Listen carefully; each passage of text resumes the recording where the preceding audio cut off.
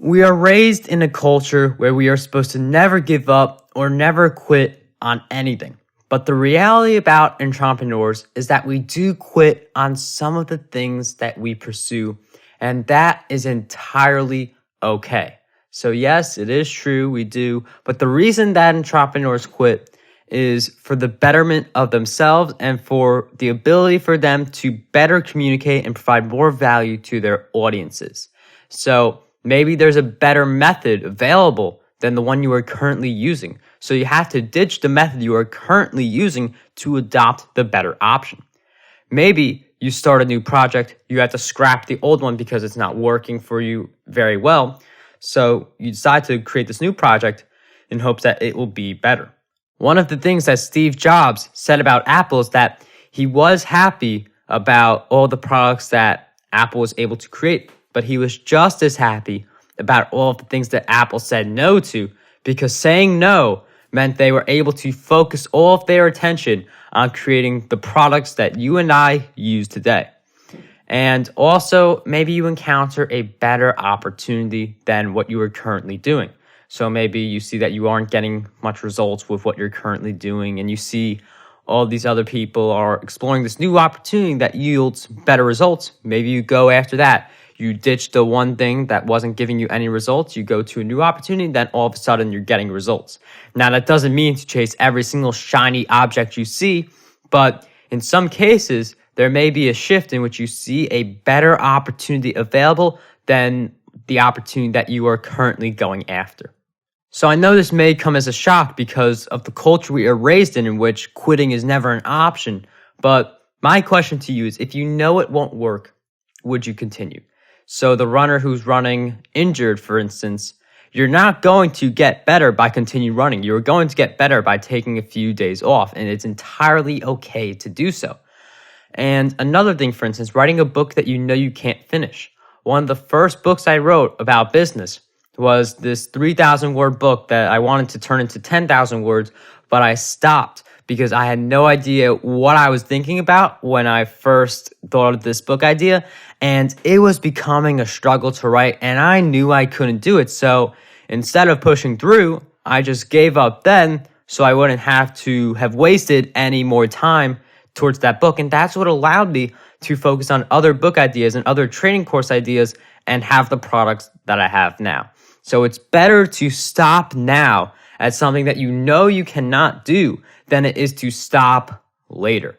Now, you need to have the mindset where once you find that one particular thing you want to do, you are heading towards it with full confidence. But there are going to be certain things that are standing in your way that you don't want to give up on just because you don't want to give up on them. But sometimes it's good to give up on certain things so you are able to thrive in other areas that you would not have previously even considered a part of your entrepreneurial journey.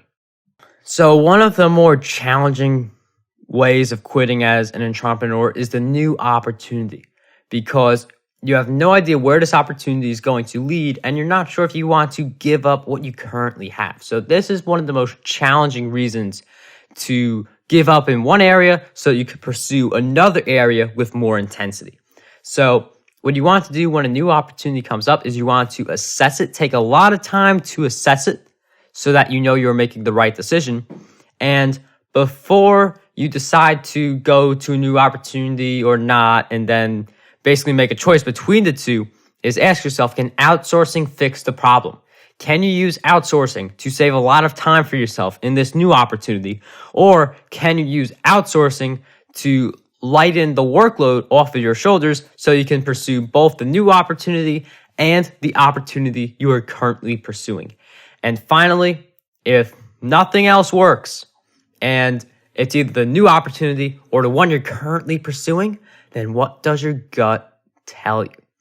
Because your gut will basically impact your thoughts. What does the gut tell you? That's basically, what are you thinking? What do you feel? So if you feel like the new opportunity is better, then go for it, because that's what your mindset is telling you.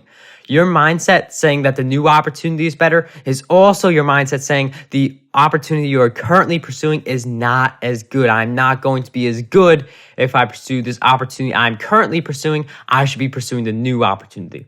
So whatever your mindset says about the old opportunity that you're currently pursuing or the new opportunity that may or may not be the next best thing for you, you have to look at your mindset and understand your thinking process towards both the opportunities and then come to a final choice. So one of the times where I had to face this challenge is when I had a blog a long time ago about Yu-Gi-Oh cards. And at the time, this was a blog that was one of the top in its niche. It was getting over 300 visitors per day, which is really good for a blog about Yu-Gi-Oh cards.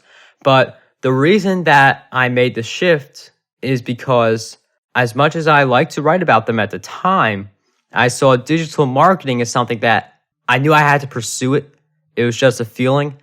And I was really getting engaged with it. And I was reading content about it every single day. So I felt digital marketing was the stronger calling. And at the time, it was a big transition to never write another blog post for my Yu-Gi-Oh blog, which was getting 300 visitors per day, and refocus all of my time towards my digital marketing blog that was only getting 20 visitors per day at the time. So looking back, I'm very happy I made the decision, but at the time, it was a very challenging decision to make. So you have to ask yourself, what are you telling yourself? Are you telling yourself a story about a new opportunity that you have to pursue? Or are you telling yourself a story that the current opportunity at hand is going to lead to a lot of success and the new opportunity needs to wait, or you never go to it because the current opportunity you are on is going to be the one that leads to the success? So you have to constantly assess how you are thinking about each of the opportunities so that you can make a good decision about where to go next. That is all for this lecture. I hope it has served you. And what I want you to do is to dream big, achieve greatness, and unlock your potential today.